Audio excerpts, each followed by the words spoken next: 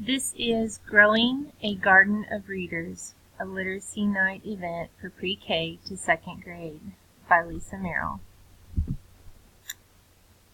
4 of the books that were included in this literacy night event were The Tiny Seed by Eric Carle. This is the book that I would introduce my unit with.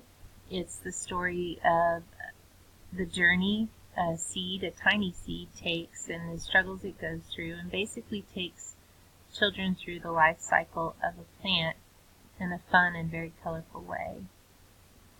The read aloud would be a way for me to model predictions and questioning to promote comprehension to parents. I would also be using A Leaf Can Be. This is a book about the roles of a leaf throughout seasons of the year through rhyme and prose. This is a book that could reinforce rhyming and storytelling through poetry. It would also be partnered with an art-science activity where students could utilize different mediums such as colored pencils, crayons, oil pastels to make leaf rubbings with their parents. Students and parents would be encouraged to discuss different shapes, sizes, textures of the leaves.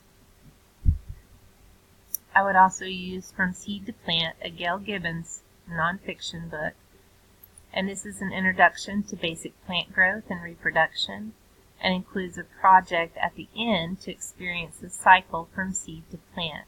I would use this book at my family literacy night in a science station that would provide students with the materials to start the project and take it home. Another book I would use is Plant Life Cycles. This book is a clear depiction of the life cycle of a plant. The photographs are very colorful and clear. It would be used in a comprehension activity where students would place pre-made picture cards from the story in correct sequence.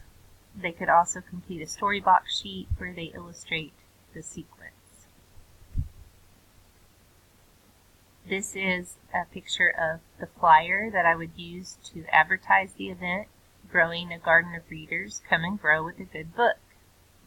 It has the details of the date and the time, and also a schedule of events.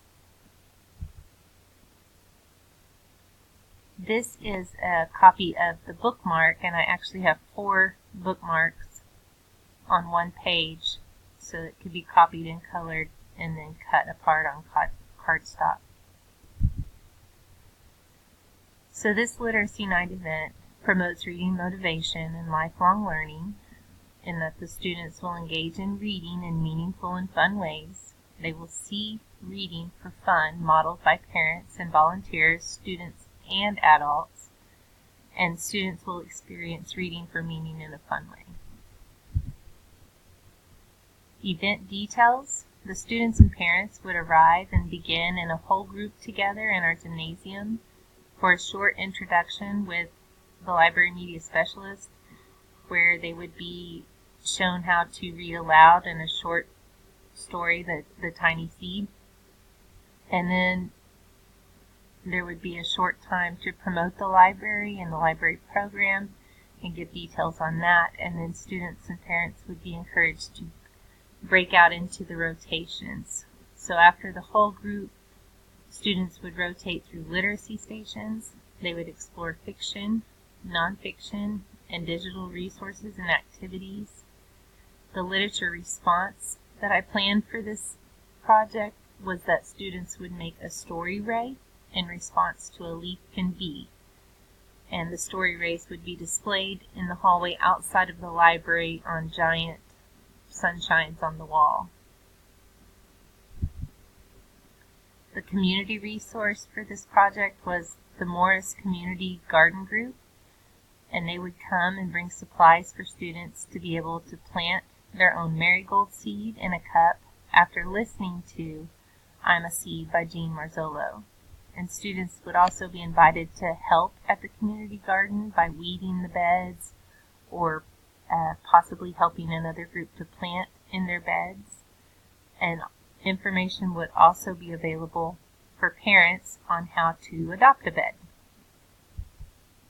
The free choice activity that I chose was a STEAM activity, and there would be various supplies, wiki sticks, flowers, leaves, stems, different parts of a plant, probably artificial plants, just because of the amount of students would be available, and they could build a sculpture. Students would have about 10 minutes to create their own sculpture if they need the full time, and then they would measure their sculpture in inches with a parent and record it on a large group chart.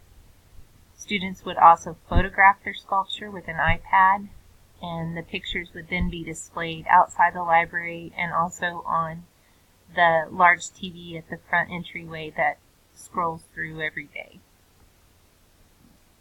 The objective is that students would be able to apply what they've learned from nonfiction text, read about the parts of a plant and the physical characteristics of them to build their structure.